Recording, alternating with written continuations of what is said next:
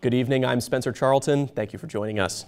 More overdose deaths are under investigation in Chillicothe. Police say another 4 people have died. This increases the number of suspected overdose deaths in Chillicothe to 11 since the beginning of the month. Of the other 7 overdoses, most were close to 48 hours apart, with 3 of the 7 occurring within 24 hours of each other. Chillicothe Police Department Captain Ron Myers says he did not know whether the deaths were linked to a particular batch of drugs or a specific dealer.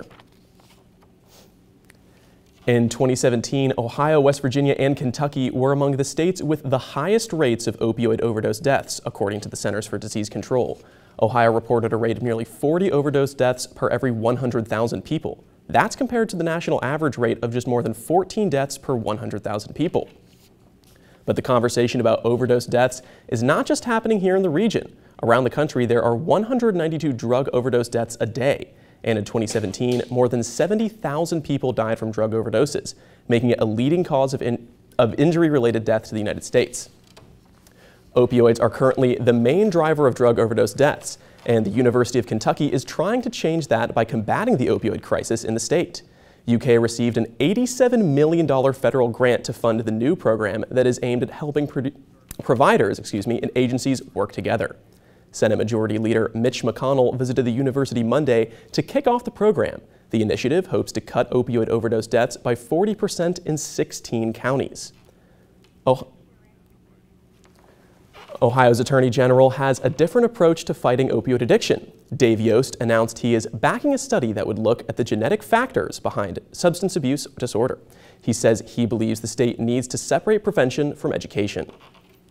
Sometimes people make bad choices even when they're informed. Prevention is the side that says, how are we going to help prevent or stop new addictions? Yost says the study would also develop an addiction risk factor that would be used to classify how likely someone is to misuse opioids. Now let's take our first look at your local weather with Alyssa.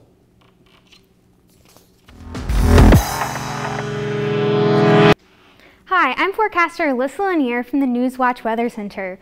Right now in Athens, it is 70 degrees under sunny skies. The humidity is 43%, the pressure is 30.13 inches, and the wind is northeast at 0 to 5 miles an hour.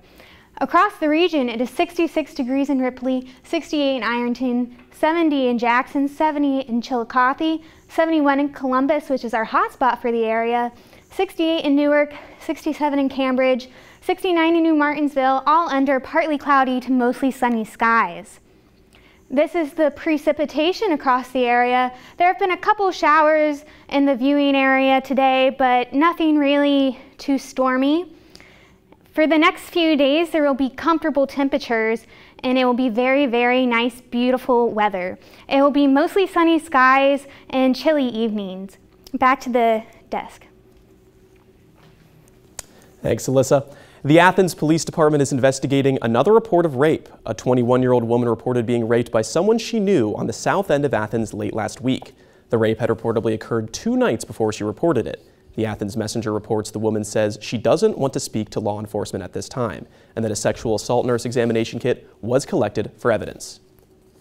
More than 40,000 Ohio voter registrations that were scheduled to be purged last month will stay. State officials say these registrations will stay active because voters took the required actions or qualified for exemptions. The purging process includes comparing registration to U.S. Postal Service data. This helps authorities track people who've changed addresses and remove Ohioans who haven't voted for 6 years. Yesterday was the last day to register to vote in Ohio, and if you did register in time, Meigs County voters will see a new tax levy on the ballot.